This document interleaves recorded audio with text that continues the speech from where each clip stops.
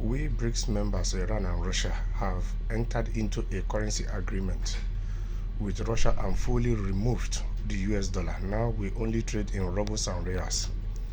Both Russia and Iran face severe sanctions from Western countries. The development makes it incredibly difficult to use the greenback for trade. In July 2024, central banks from both nations agreed to a currency swap policy. It would appear the sanctions may be further pushing the De-Dollarization movement. So this is a wonderful one from Russia and Iran, because as you heard from the news, both countries are heavily sanctioned from the West. And when countries are being sanctioned, it means that the West is using the dollar as a political weapon to try to bend countries, to try to bring countries to do that which they want them to do, thereby dictating for such countries.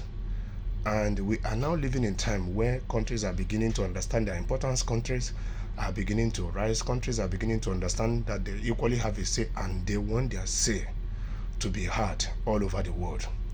So this is a wonderful development for Russia and Iran.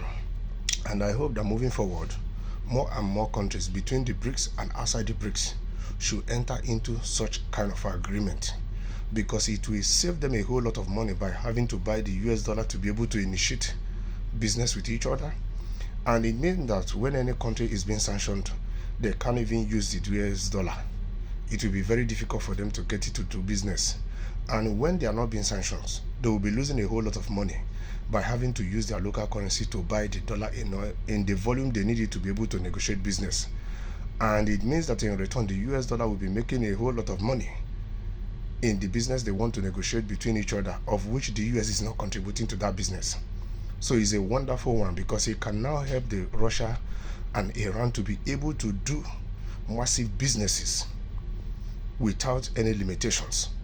This currency agreement is removing every limitations that is hindering the both of them from doing business. If only more and more countries can enter into this currency swap policy with each other, I'm telling you, it's going to stabilize a whole lot of economy.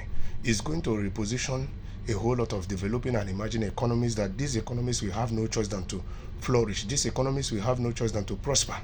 And you will see those countries beginning to do well. Yes.